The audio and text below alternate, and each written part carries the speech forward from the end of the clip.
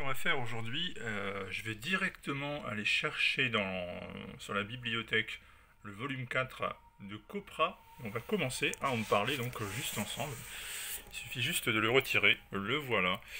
Et on va parler de ça ce soir. Alors c'est sorti chez Delirium, c'est une série que j'aime tout particulièrement et ma foi, c'est pas forcément facile d'en parler tout simplement parce que beaucoup de gens ignorent encore de quoi il s'agit, ne font pas l'effort véritablement de découvrir. Et puis il y a le dessin de Michel Fif qui est à la fois extraordinaire et à la fois si particulier. Alors je fais peut-être un petit tour d'horizon de ce qui s'est passé jusque-là, de quoi il s'agit, ça vous permettra de faire le point en une petite minute. Alors Copra, c'est un hommage à la bande dessinée super-héroïque, tout ce que les lectures de Michel Fif ont pu provoquer chez cet auteur génial. C'est condensé, retravaillé, malaxé, broyé, représenté sous une forme totalement inédite. Alors Michel Fif et son dessin, vous le voyez maintenant là par exemple avec cet ersatz du Punisher, ça n'est pas du Jim Lee ou du Alex Ross, on n'est pas dans le style pictural ou hyper réaliste, on est dans quelque chose qui peut sembler au premier abord un peu frustre, en tout cas presque dilettante, et en réalité quand on prend le soin de vraiment observer et d'analyser le travail de Fif, on en prend absolument plein la vue. Alors moi je vous cache pas qu'en termes de storytelling, en termes d'inventivité, en termes de capacité à exploiter le média bande dessinée, bah, je pensais, alors quand je dis ça c'est un peu immodeste, quand je disais je pensais avoir tout vu. Disons qu'en 47-48 ans de lecture, j'ai quand même un certain panorama devant les yeux lorsque je repense à ce que j'ai feuilleté. Ben, Michel Fif, en fait, non, il vous étonne toujours. Il y a toujours dans chaque album un moment,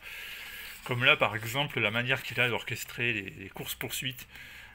C'est absolument dingue. Il a une manière de raconter l'histoire, il a une manière d'inventer un nouveau langage à travers les formes, à travers les onomatopées, à travers le mouvement, à travers tout simplement la façon dont ces personnages occupent l'espace et la planche, communiquent entre eux. C'est tout simplement génial et c'est vraiment le point fort de Michel Fif.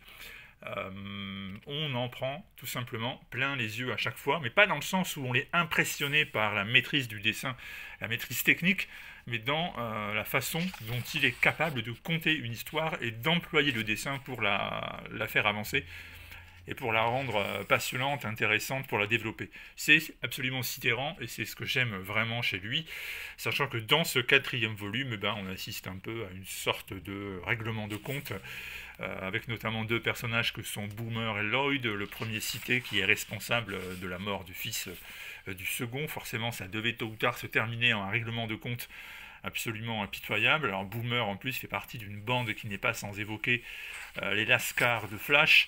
Copra, cette organisation de type totalement dispensables qui sont envoyés sur des missions casse-pipe, c'est évidemment une extension de la Suicide Squad. Stone, qui est un peu la commandante en chef des forces secrètes de Copra, c'est évidemment une version Michel Fif de Amanda Waller de la Suicide Squad. Et vous retrouvez donc dans ces épisodes, comme à chaque fois, ce qui fait le charme de la série, ce qui fait son intérêt visuel, sachant qu'on va aussi avoir la mafia russe de Brooklyn qui va s'en mêler, comme à chaque fois. On va se retrouver avec les petits complots internes à Copra, une top dans l'organisation, les machinations de la responsable qui, en douce, n'hésite pas à sacrifier certains pions. Bref, comme d'habitude, Copra ne se dément pas, c'est unique.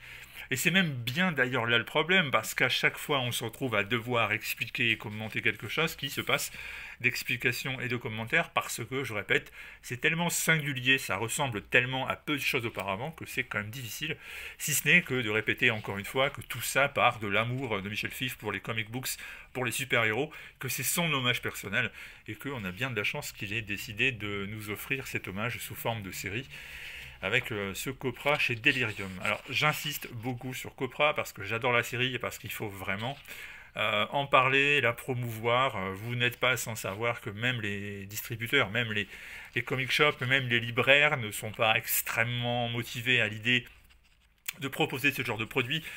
Un bon Batman, un bon Spider-Man, ça vendra toujours mieux. Pour autant, la qualité et la pertinence d'un Copra, par exemple, mais il n'y a pas que Copra, il y a plein d'autres trucs.